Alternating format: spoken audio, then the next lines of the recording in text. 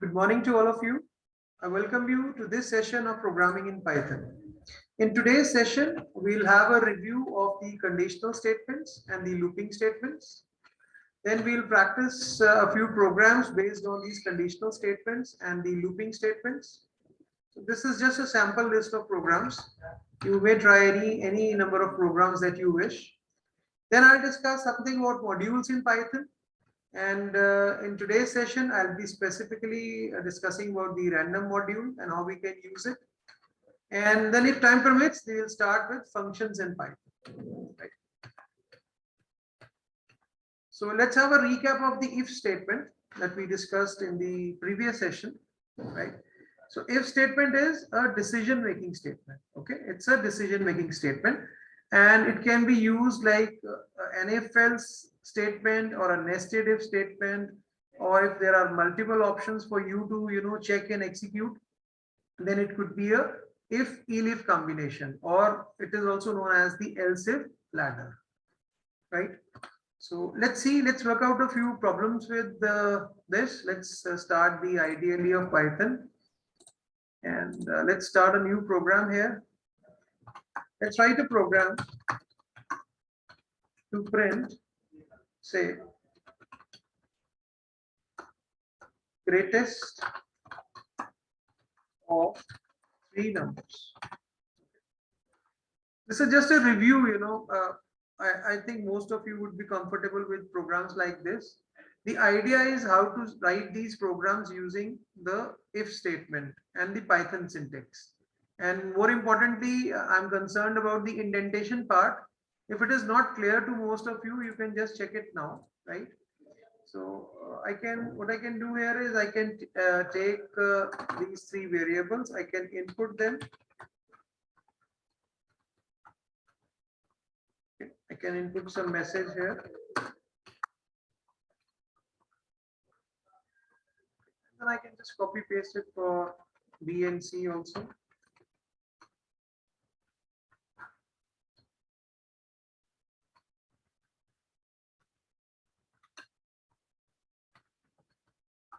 And then I can do some comparisons, right? I can write something like if A is greater than B and A is greater than C. This is a syntax for if. Can you note this thing?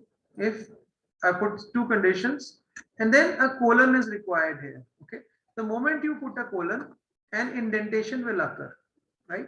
So you are supposed to write the statements which are concerned with the true part of this condition at least a single indent here. That means you cannot write the statement here. Okay. It should be at least one space towards the right of I. Okay. But otherwise, we say that wherever the automatic indent comes, you should pick up that, right? So you can write here print A. And then you can use this elif, similar condition for B, colon here, and similarly you can print the value of B. And then you can use a else clause because there are three numbers only. So you can use an else clause here to print. Within the blocks of if or elif, right? Take it here. Write like this. Okay. Within this, if there are multiple statements, say if I've got another statement here, say this as a sample I'm writing here, then within this elif part, both these statements should be at the same indent. You cannot write like this. Okay, this will give you an indentation error. Say suppose I save it as, I'll just put the path here. Yeah. So you see the unexpected indent error here, simply because both these statements should be in the same indent. So you need to write it like this. But for different blocks, like you can write this here or you can write this here, there is no problem in that. Okay, you not define C, right?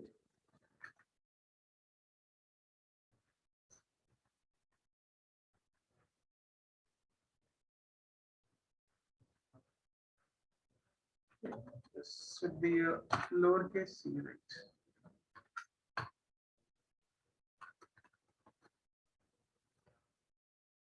Right? Okay. So you see that the variable names are case sensitive. We had this uppercase C here, so it is not there. The uppercase C and a lowercase c have got different meanings in Python, right? Like in C and C++ also, uppercase and lowercase have different meanings. So variable name, if you have used lowercase c here and if you want to use it further in your program, you should take it as this one, right? So let's run it once again, and so you see the two outputs here, 22 and good work, right? So this is how you can use the indents. Remember this thing, okay? Otherwise, ideally, you should write like this so that your program gives a symmetrical. This would be a better way of writing things. Like wherever the automatic indent is coming, we should use that, right? Let's now see these programs. So to print whether a number is even or odd, right? So let's work with this program. Okay. Most of you would be, able to write this program easily. So let's discuss a few programs now based on conditional statements. Okay. Say for example, if we need to write this program to print whether a number is even or odd. Okay. So here we need to use some arithmetic operator percentage and the if statement. So let's see how we can use it. Let's write one program here. I'm opening up a new file here. So in your heading here, program to print whether a number is even or odd, right? And then I can just input a number. Okay. I can take int also, I can take eval also, the choice would be yours. I can input a number.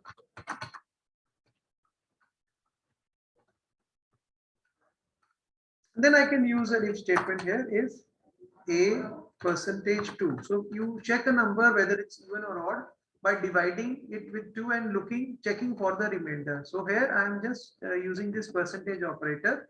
It will divide this number a by 2 and will find some remainder here on the left side and match it with 0. So if the remainder is 0, that means number is divisible by 2. That means number is even, right? And then I can put an else here and I can print here for this value as odd, right? These programs may look simple, but then they build up your logic, right? Let's correct the message here. I can just save this program. Let's enter the value here, say 16, so it says even. That is how we write this program. Then we can look for another program here, an interesting program to print all uppercase alphabets. Okay. So let's see how we can do that.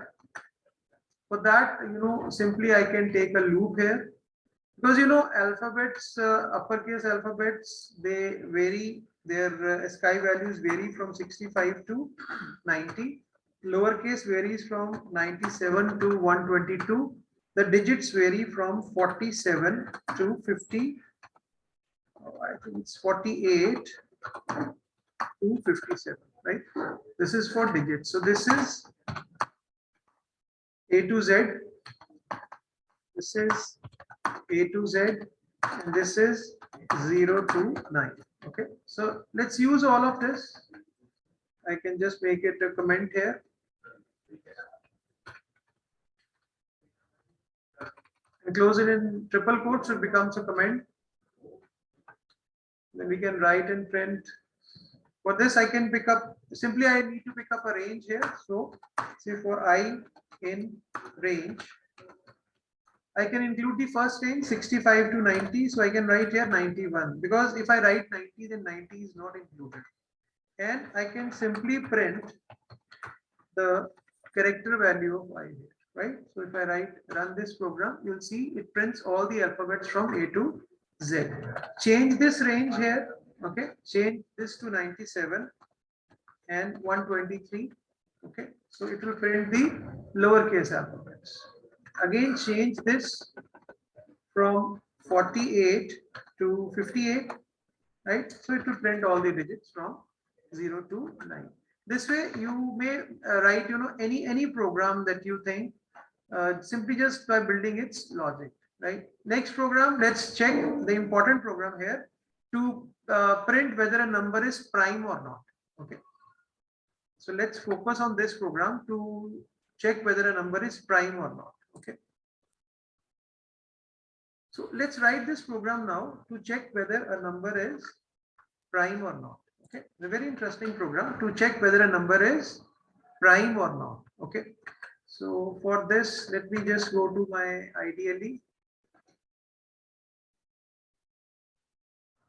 We are having some power issues here. So let's see whether we continue with this lecture right now. Okay.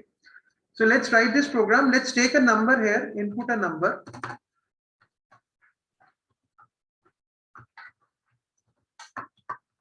This is the number which we require to be checked as a prime number, right? And obviously we can just cast it here automatically with the eval function. I can take some variable as c is equal to 0 here.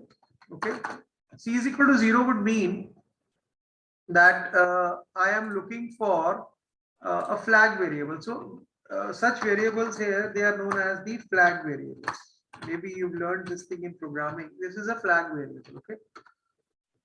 And then I can use a for loop for I in range.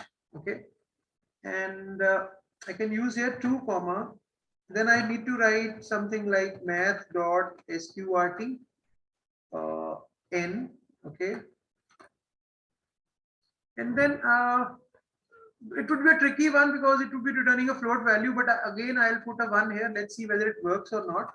And you need to import this math module here. Okay, you need to write import math.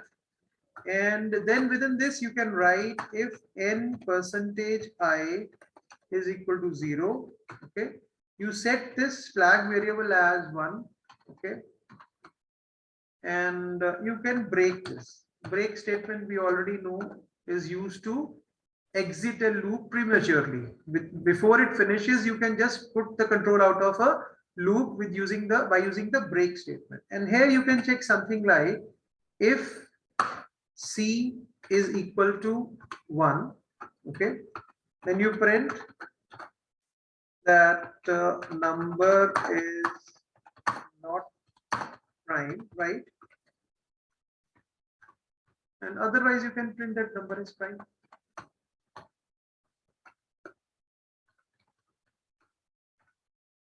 Number is prime. So you see, if we start with c is equal to 0, if this loop starts from this 2 and ends here, then if there is no this thing, we can also cast it here. Okay, that would be a better idea.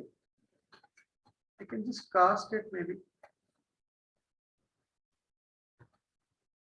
Would use this logic. Let's see whether everything is fine. Yeah. So let's take 7. So number is prime, right? Let's run it again. Let's take this number, say 371. Number is not prime. So it's working, right?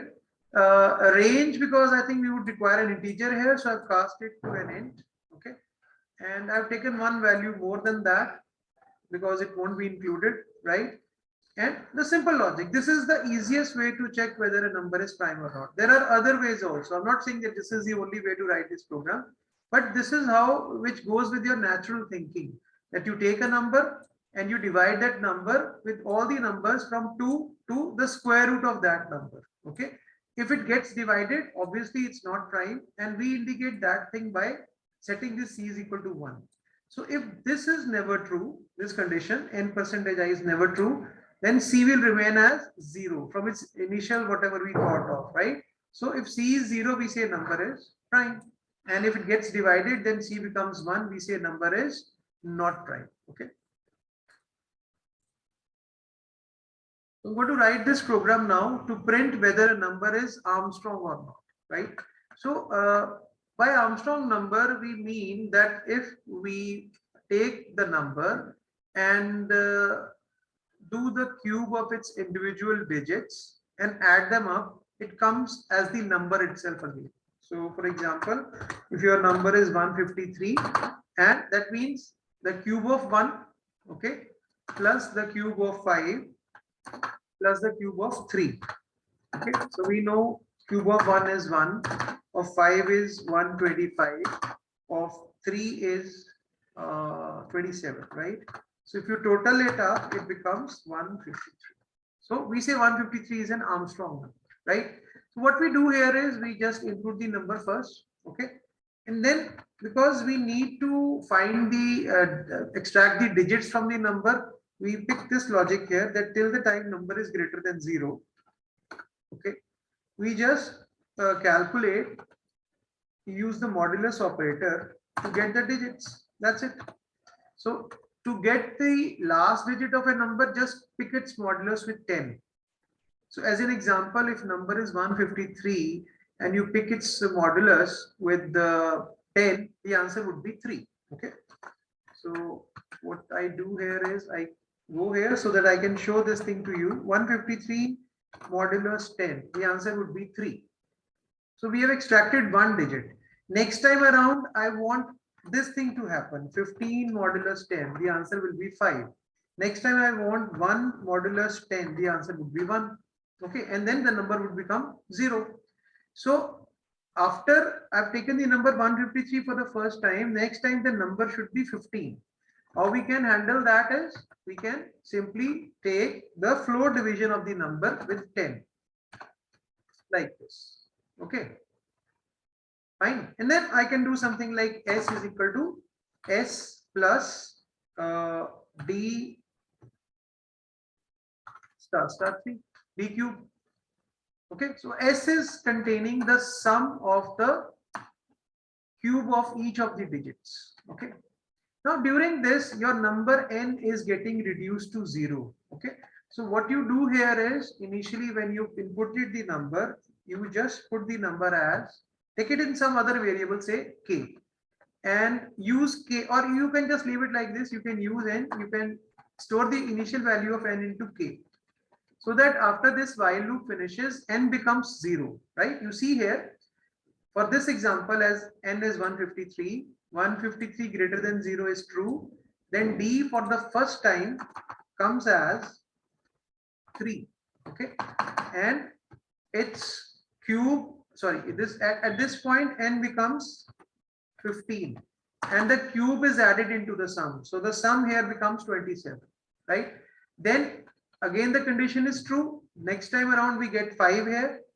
Okay, the number becomes 1 and 125 gets added to 27, it becomes 152, and then you get this as 1, this as 0, and this as 153. So the sum is there in the variable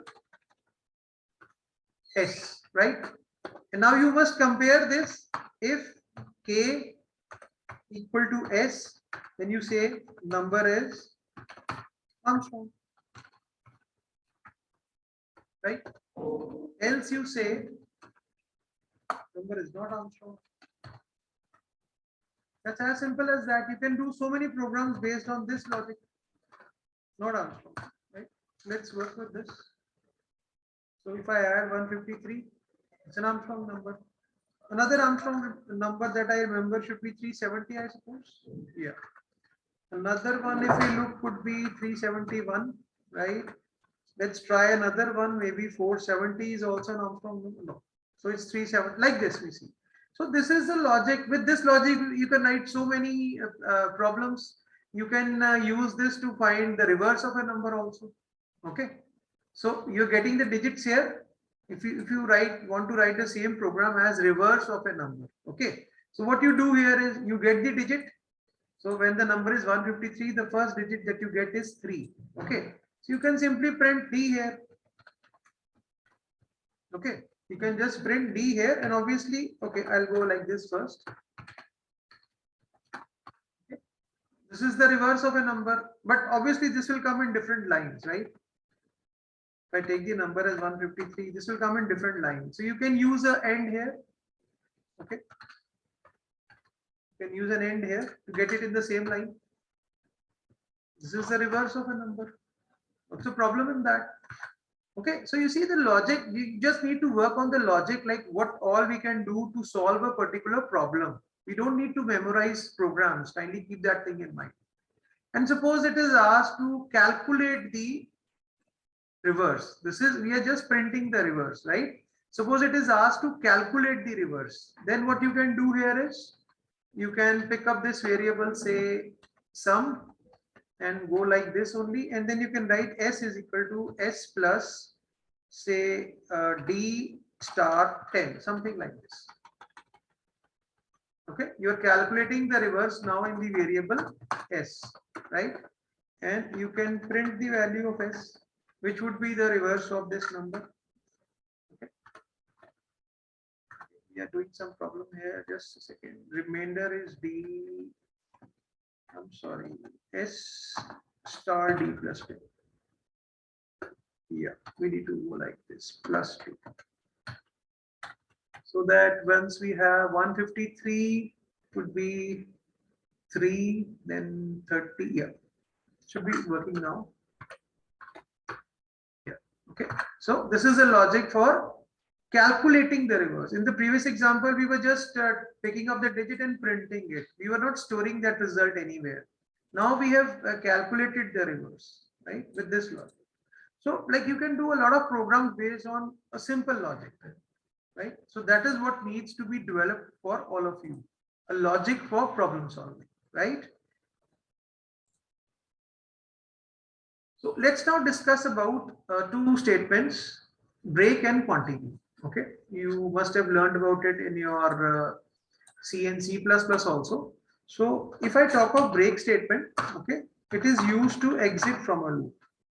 Okay, it is used to exit from a loop. The moment this break statement is encountered, it puts you out of the loop. Okay, and what about the continue statement? Okay, continue is used to skip the statements in a loop and takes you to the beginning of loop.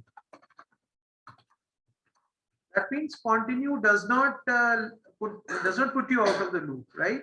It will simply skip the statements which are there in the loop after continue, and it will again take you to the beginning of the loop. Whereas break is used to exit from a loop. The moment break is there, the program is out of the loop, right? Let's see this with a very simple example. Okay, so I'm writing a for loop here. A simple example would make both these as very clear, right? Say 1, 5. I can make it 1, 6 here, right? And I can write here if I equal to 3, okay, break. And here I can write something as print I, right? Okay. So this is the program in which I am just highlighting the usage of break. I've taken a loop from 1 to 5, and there I'm checking this condition. If this condition is true, I've written a break statement. Otherwise, I just write this print statement, right? Okay. If I run this program, obviously the output would be just 1 and 2, because the moment I becomes 3, okay, I'll just write break here. The moment I becomes 3, the control would be out of the loop because we have written a break statement. So if we have to look at it, the output is 1 and 2. Similarly, if I write a continue statement here, okay, then I would go from 1, then 2. When it reaches 3, this continue statement would skip this print statement. Like what continue does, it skips the statements in the loop, okay, and then goes to the beginning of the loop, and then the value of I would be 4, so it would be printed, and 5 it would be printed. So the output of this program would be 1, 2, 4, and 5. Right. So this is the differentiation between break and continue. I hope it's clear to you, right?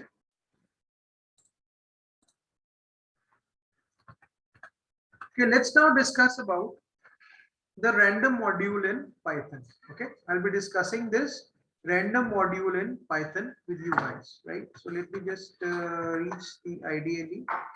So to use the random module, you can write import random, okay? And then there are many functions in this random module which you can use to do certain functionalities, okay? So as an example, if we look here, okay, these are the functions, okay, right? So there is a rand int function, there is a rand range function, there is a choice function, there is a shuffle function, okay, in the random module, okay. So, and there is another thing is there, you can use this random function, random dot random. So let's see how we can use it. If I write here random dot random, okay. So this function, random function within the random module generates a floating number with value between 0 and 1. So if you run it again, it will give you a different value. If you run it again, it will give you a different value. So random function is used to generate a random floating number between 0 and 1. Similarly, if you want to use this function rand int, okay, then you must give a range here, say 1 and 10, and it will pick up a random number from within this range. Run it.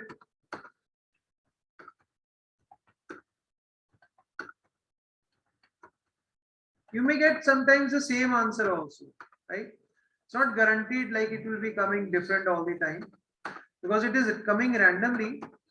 So you never know like what's there in it. Similar to this is the rand range function, okay? So this module can be used like if you are making some guessing game, okay? If you're making a game, like if you ask somebody to guess a number and that person that tries the guessing part, then the random function can generate the number and match it with the guess, something like this. So this thing you can use here with the random module. A guessing game you can make. So random.rand range, okay? Here you can specify the step size also, okay? Let me run it again.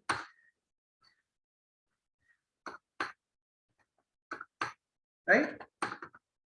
You see here the possible values which can come are 1, 4 and 7. That's it, because your range is between 1 to 10 with a step size of 3. So the possible values are 1, 4 and 7. So that's why if you run it again and again, it will just give you any of these values. I hope it's clear to you. Okay. Then you can also use random dot choice. Okay. So let's write some string here. I've written a string here. It will pick up some character from this string. So it is picked up H this time, space this time, A this time, Y this time, and so on. Right? And if you have some list with you, list we'll discuss in our next session. So if you have some list with you, list is similar to an array in C++ or C, right? So if, and it is written like this in enclosed in square brackets. Okay. So if this is some list with you, okay, this is a list. If you type like this, if you see its type, it will tell you that this is a list. Okay. And if you want to just shuffle this list, you can use this random module. So you can write here random dot shuffle A, right? And if you now see A, it has shuffled it. Okay. So I've just discussed these functions with you: randit, random, rand range, shuffle, choice, etc. With this, like, with this random module, you can design some game, some guessing game or some other, dice games. You can do it. Okay. So that would be a good idea to do it with it.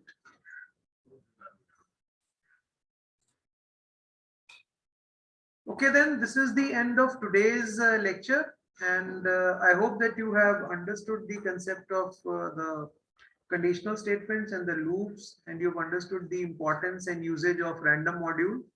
In my next discussion with you, I'll be discussing the data types in Python, basically the lists, the dictionaries, and then we'll start with functions in Python. Till that time, just keep watching my videos. Thank you very much.